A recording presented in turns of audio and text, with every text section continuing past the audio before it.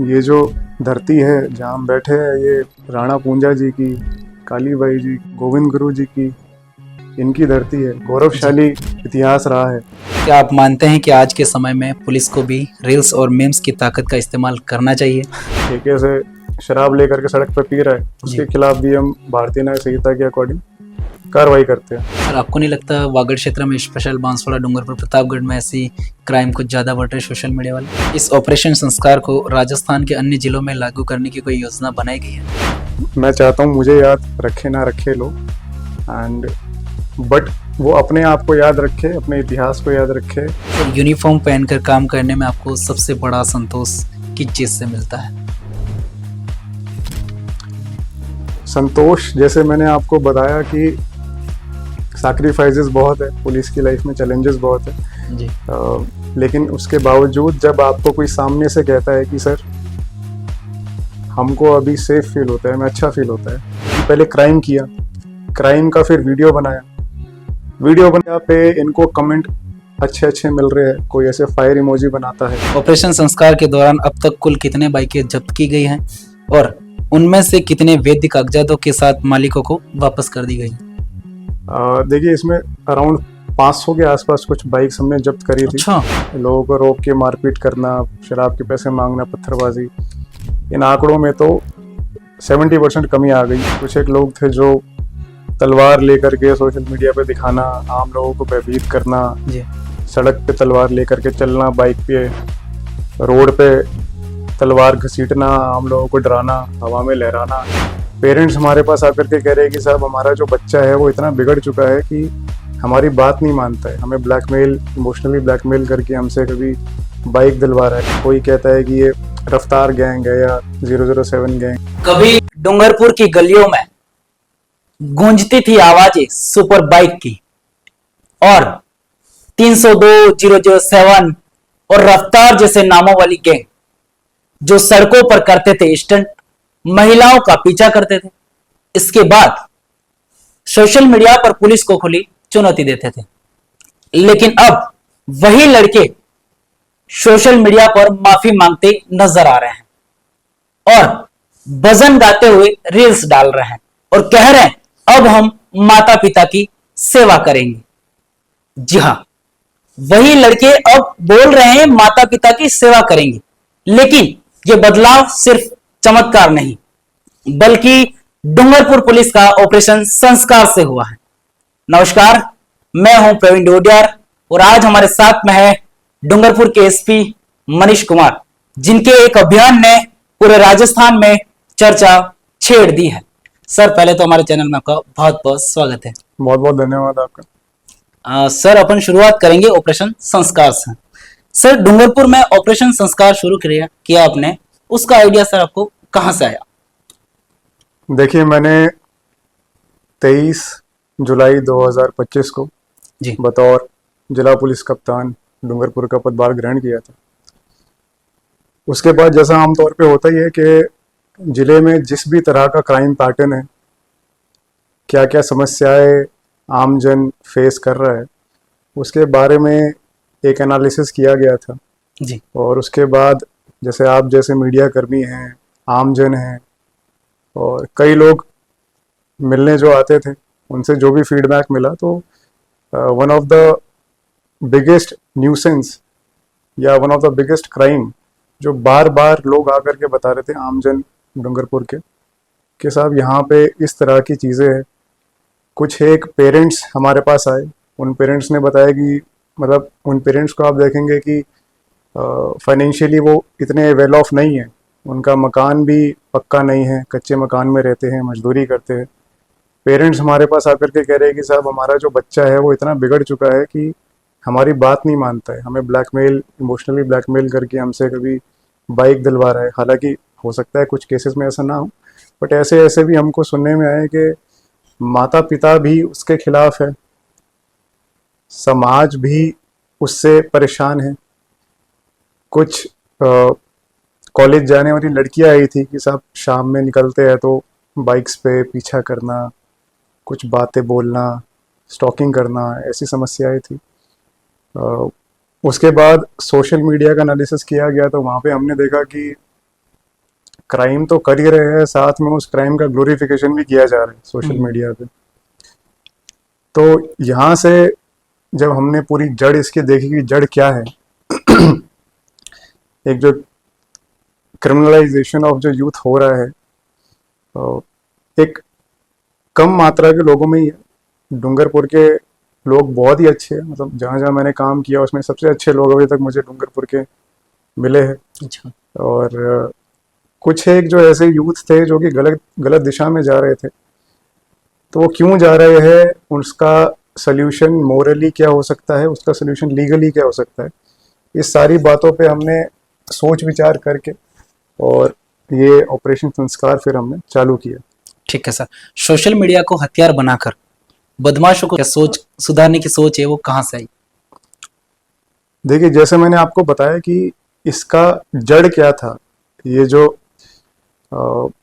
Youth है हमारा, युवा जो है, ये ऐसे क्यों कर रहा था कि पहले क्राइम किया, क्राइम का फिर वीडियो बनाया, वीडियो बना करके सोशल मीडिया पे भी डाला जा रहा है, फिर सोशल मीडिया पे इनको कमेंट अच्छे अच्छे मिल रहे हैं, कोई ऐसे फायर इमोजी बनाता है, कोई कहता है वाह भाई क्या बात है ना, कोई कहता है कि ये रफ्तार गैंग है या 007 गैंग है या XYZ, उस पर मोटिवेशन और प्रोत्साहन देने वाले जो कमेंट्स थे वो आते हैं, लाइक्स मिलते हैं।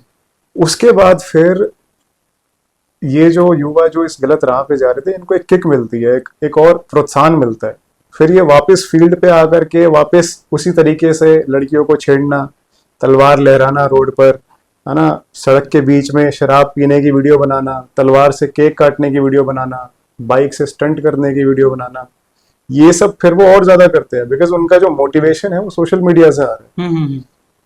तो फिर मैंने सोचा कि जब ये लोग सोशल मीडिया इस्तेमाल करके क्राइम को बढ़ावा दे रहे हैं, अच्छा इसका एक और एक नेगेटिव जो आउटपुट जा रहा है समाज में, एक ये भी है कि जो छोटे बच्चे हैं, 15 साल के 17 साल के बच्चे हैं, जिनको ये नहीं पता कि ये इसका कॉन्सिक्वेंस क्या होगा, वो बच्चे भी इससे प्रभावित हो रहे थे। जी जी। आमजन हमारे पास आते थे, पेरेंट्स आते थे, वो कहते थे साहब हमारा बच्चा ये चीजें देखता है, सोशल मीडिया पे ये सब चीजें चल रही है। तो सोशल मीडिया के थ्रू ही इस क्राइम को बढ़ावा भी दिया जा रहा था और उससे गलत तरीके से बच्चों को इन्फ्लुएंस भी किया जा रहा था। तो इसलिए फिर हमने सोचा कि जब नेगेटिव कामों के लिए सोशल मीडिया का इस्तेमाल किया जा सकता है, तो हम पॉजिटिव चेंज लाने के लिए सोशल मीडिया का इस्तेमाल क्यों ना करें।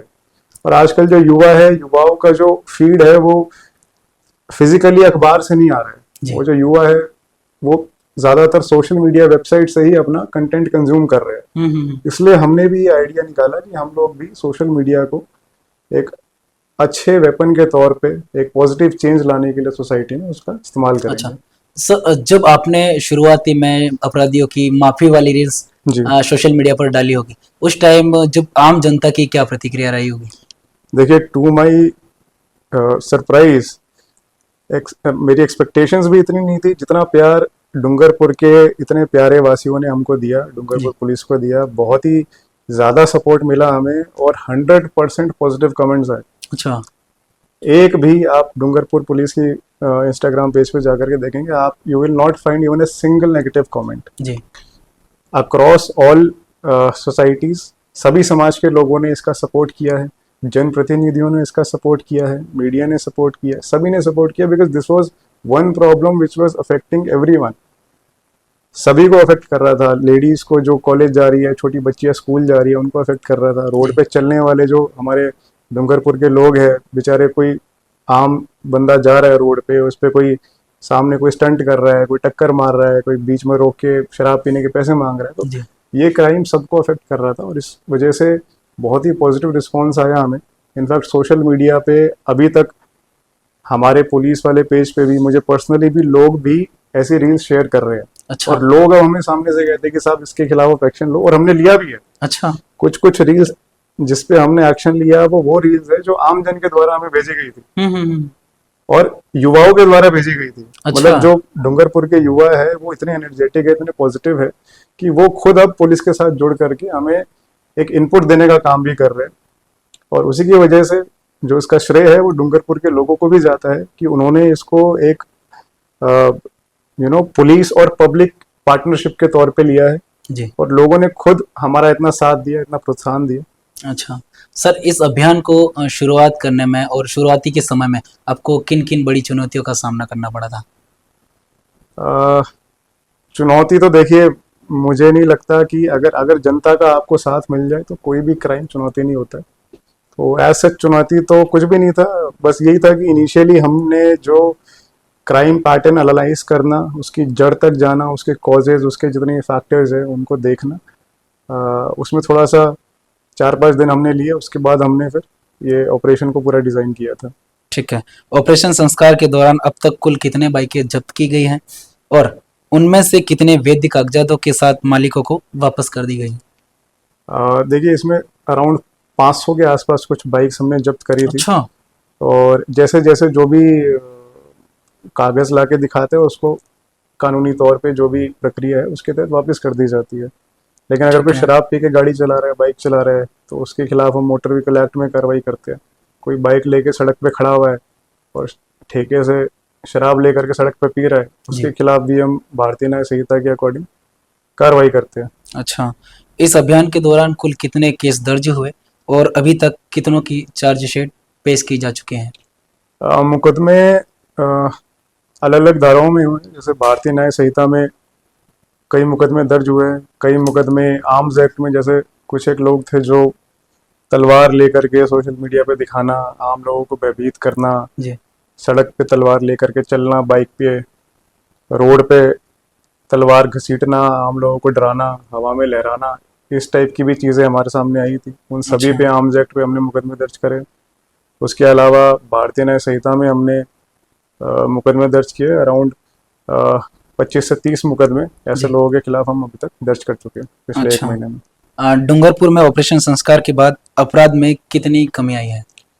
देखिए, अपराध में कमी आप 2 तरीके से मेजर कर सकते हो। एक तो कर सकते हो आंकड़ों में, जी। ठीक है। अगर मैं आपको आंकड़ों में बताऊं तो जो ये बीच में लोगों को रोक के मारपीट करना, शराब के पैसे मांगना, पत्थरबाजी, इन आंकड़ों में तो 70% कमी आ गई है 1 अच्छा। महीने के अंदर अंदर ही, हम्म। ठीक है। और हम होपफुल है कि आगे जा करके हम इसको बिल्कुल ख़त्म कर देंगे। ठीक है। इसके अलावा एक आप मेजर कर सकते हो कि लोगों का मेंटालिटी अभी कैसा है। क्या लोग सड़क पे चलते हुए अभी खुद को सेफ फील कर रहे हैं? अब ये एक ऐसी चीज़ है, एक परसेप्शन ऐसी चीज़ है जिसको आप आंकड़ों में मेजर नहीं कर सकते। जी। और ये ज़्यादा इंपॉर्टेंट है, बिकॉज अगर सड़क पे चलता हुआ आदमी सेफ महसूस कर रहा है तो उससे बढ़िया पुलिस के लिए कोई कॉम्प्लीमेंट नहीं हो सकता है। मुझे पर्सनली भी कुछ लोग इंस्टाग्राम पे मैसेज करते हैं, हमारे डूंगरपुर पुलिस के पेज पे भी मैसेज करते हैं। कुछ 1-2 बार कुछ लेडीज़ के, कुछ बच्चियों के मैसेज भी आए हैं हमें कि सर अभी हम कॉलेज से वापस जब घर जाते हैं जी। तो हमें बार बार पीछे मुड़ के देखना नहीं पड़ता अच्छा, पहले देखना पड़ता था। कि भाई बाइकें आ रही है, आवाज़ आ रही है और कोई पीछे से कुछ कह ना दे। क्योंकि हमारे पास ऐसी वीडियोस भी लोगों ने भेजी जिसमें स्टॉकिंग की जा रही है और उसको रिकॉर्ड भी किया जा रहा है और उसको व्हाट्सएप इंस्टाग्राम पे डाला भी जा रहा है। मतलब इस लेवल तक का बदमाशी और इस लेवल तक की मतलब हिम्मत कुछ लोगों में थी कि ऐसा करना भी है और दिखाना भी है कि हम कर रहे हैं। तो उस पर भी हमने स्ट्रिक्ट एक्शंस लिए हैं। ठीक है सर, अब अपन बात करते हैं आपके करियर के बारे में सर। तो सबसे पहले आपको पुलिस सर्विस ज्वाइन करने की प्रेरणा आपको कहाँ से मिली सर? देखिए, बचपन से ही पुलिस की विजिबिलिटी सब लोग देखते ही है। आई थिंक वन सबसे ज़्यादा जो विजिबल आर्म है गवर्नमेंट का वो पुलिस ही रहती है, आपको हर जी। जगह दिख जाती है। तो कहीं ना कहीं मूवीज़ के थ्रू और सीरियल्स के थ्रू पुलिस आपके दिमाग में रहती है कहीं ना कहीं। रहती है। भले ही आप पुलिस में आओ चाहे ना हो, नया आप मीडिया में हो, आपके दिमाग में भी कहीं ना कहीं पुलिस बचपन से रहती है। रहती है। और पुलिस के बारे में लोगों का जो सोचना है, जो सोच है, वो भी या तो बहुत पॉजिटिव रहती है या कभी कभी नेगेटिव भी रहती है। जी। तो ऐसे ही बचपन से दिमाग में मेरे भी था कि यहाँ भी पुलिस की जॉब ऐसी होती है। हालांकि मूवीज़ में केवल ग्लैमर दिखाया जाता है, जो पुलिस के चैलेंजेस है वो चैलेंजेस नहीं दिखाए जाते। मैं जब कॉलेज में था, स्कूल में था, मेरे कई फ्रेंड्स थे, जानने वाले थे जिनके पेरेंट्स पुलिस में थे। तो मुझे तब फील होता था कि कितना चैलेंजिंग जॉब है, but at the same time it gives you a lot of satisfaction. Police वाले अपने बच्चों की पेरेंट टीचर मीटिंग में नहीं जा पाते हैं, बर्थडे नहीं बना पाते हैं, जी है ना, कोई त्योहार नहीं बना पाते हैं, बराबर। और चैलेंजेस बहुत सारे हैं, बट एक जो सेंस ऑफ सेटिस्फेक्शन है, आपने एक अच्छा काम किया, और कोई जब आपको ये इनपुट आता है लोगों से कि sir we are feeling much safer now, तो एक सेटिस्फेक्शन जो है उसकी बराबरी आप कर नहीं सकते किसी चीज़ से। तो यही एक चीज़ थी जो मुझे ही मोटिवेट करती थी, और इसलिए शुरू से ही मेरा रुझान वर्दी की तरफ था।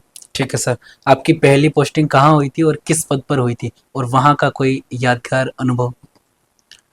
अ, मेरी बतौर प्रोबेशनर मेरी जो पोस्टिंग थी वो जयपुर ग्रामीण में हुई थी, जी थाना चंदवाजी में। उसके बाद बतौर एएसपी जो मेरी पहली इंडिपेंडेंट पोस्टिंग थी वो उदयपुर में थी, एज एएसपी मावली। और बतौर एएसपी एक वाक्य मुझे अभी जो याद आ रहा है फिलहाल, कि एक एक मर्डर केस था, जिसमें मैं खुद ही इन्वेस्टिगेटिव ऑफिसर था। उसमें एक महिला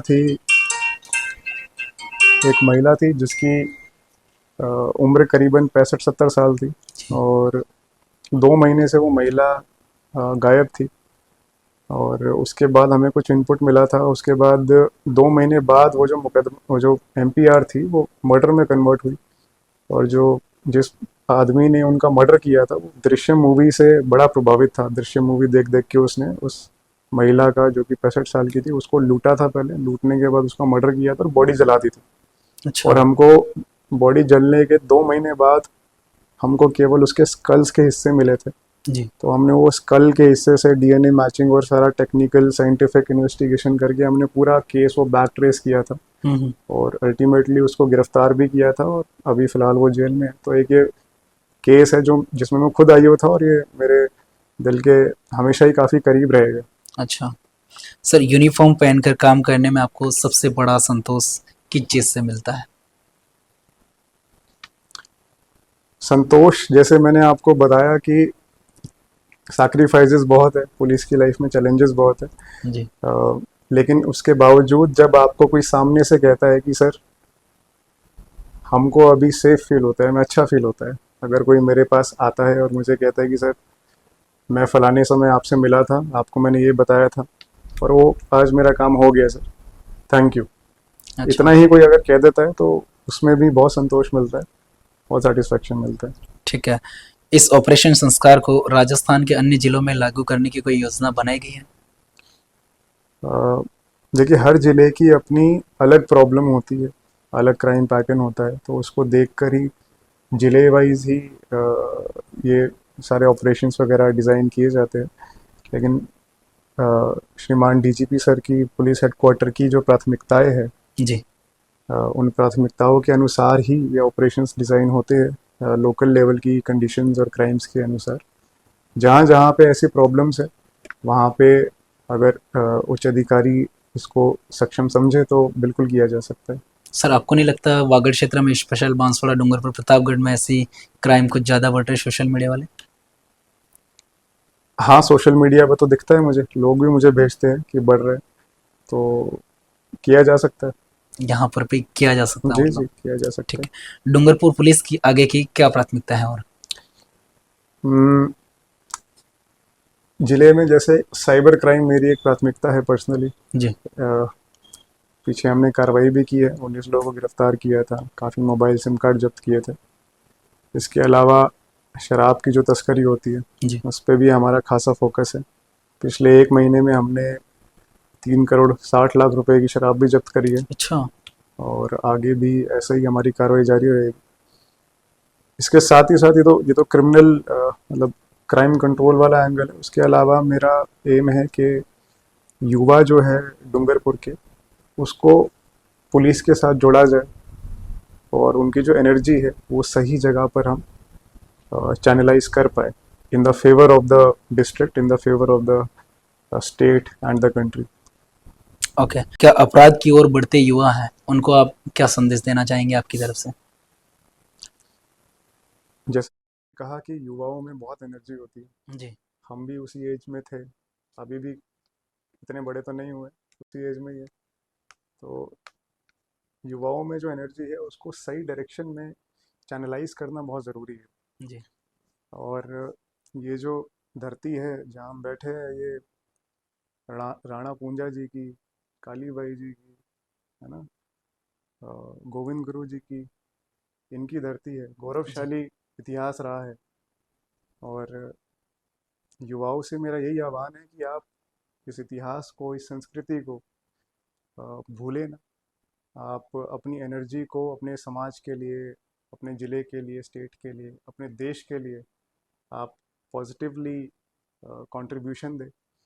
अ, युवाओं को अपने आप से पूछना चाहिए कि अ, आज जो हम कर रहे हैं, मतलब 99% युवा तो अच्छे ही है, जी डूंगरपुर के बहुत ही एनर्जेटिक अच्छे युवा है।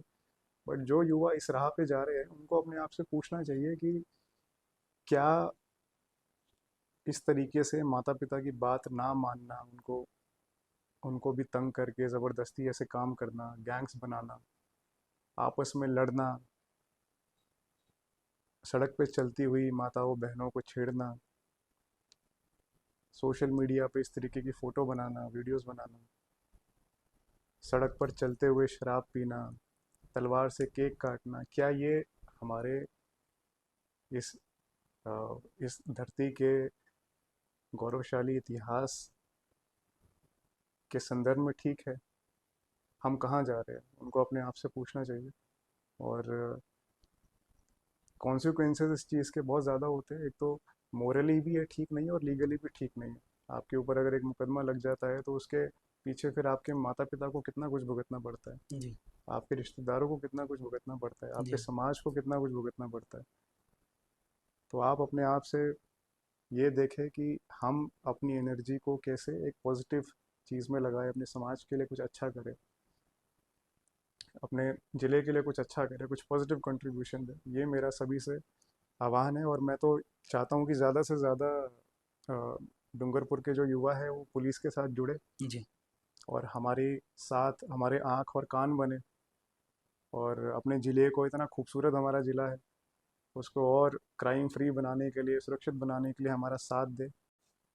ओके। क्या आप मानते हैं कि आज के समय में पुलिस को भी रील्स और मीम्स की ताकत का इस्तेमाल करना चाहिए?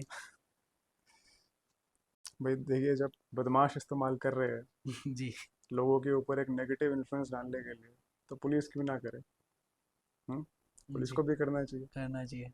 लोगों का साथ इतना मिल रहा है, पॉजिटिव हमें फीडबैक मिल रहा है, जो छोटे बच्चे हैं वो पॉजिटिवली इन्फ्लुएंस हो रहे हैं, तो मेरे ख्याल से कोई बुराई नहीं है अगर हम भी रील्स का इस्तेमाल करें, मीम्स का इस्तेमाल करें, एक सही संदेश लोगों तक पहुंचाने के लिए। ठीक है, एक लास्ट और अंतिम मेरा सवाल है आपसे, और आखिर में आप क्या चाहते हैं कि लोग एसपी मनीष कुमार को किस नाम से जाने, लेकिन नाम तो या इसी फिर नाम किस से। नाम से याद रखे आपको बाद में?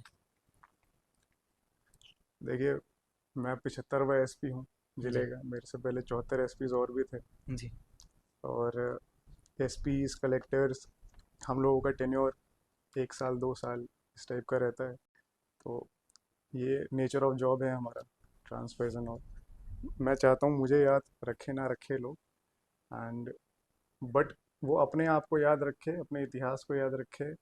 और एक जो विज़न है, विज़न ये है कि यहाँ के लोग, यहाँ के जो युवा है वो बड़ी अच्छी जॉब्स में जाए, आईएएस आईपीएस बने, आरएएस बने, आरपीएस बने, बड़े एंटरप्रेन्योर्स बने, जी नौकरियाँ उत्पन्न करे अपने समाज के लिए, यहाँ के लोगों के लिए। ये चीज़ें और ये जो प्रिंसिपल्स है, इसे वो याद रखे, ये ज़्यादा बेटर है इन एज कंपैरिजन टू कि वो मुझे याद रखे। मुझे ना याद रखे उसमें भी कुछ वो नहीं है, बट अपने आप को याद रखे। और आपका एम क्या रहना चाहिए, एक युवा का क्या एम रहना चाहिए अपने देश के लिए, अपने स्टेट के लिए, समाज के लिए, उस एम को याद रख करके और वो अ, आगे बढ़े पॉजिटिवली। ओके। तो ये थे हमारे साथ एसपी मनीष कुमार, जिनके एक अभियान ने बाइकर गैंग को भजन मंडली बना दिया है, और यह साबित करके दिखा दिया है कि पुलिस का काम सिर्फ सजा देना ही नहीं, बल्कि समाज को एक सही रास्ता दिखाना भी है। और इस पर आपकी क्या राय? कमेंट में अपनी राय जरूर दें, कमेंट आपके लिए खुला है। और चैनल को आपने सब्सक्राइब नहीं किया अभी तक, तो चैनल को सब्सक्राइब करना ना भूले। मैं हूं प्रवीण डोडिया, देखते रहिए भारत की आवाज। नमस्कार।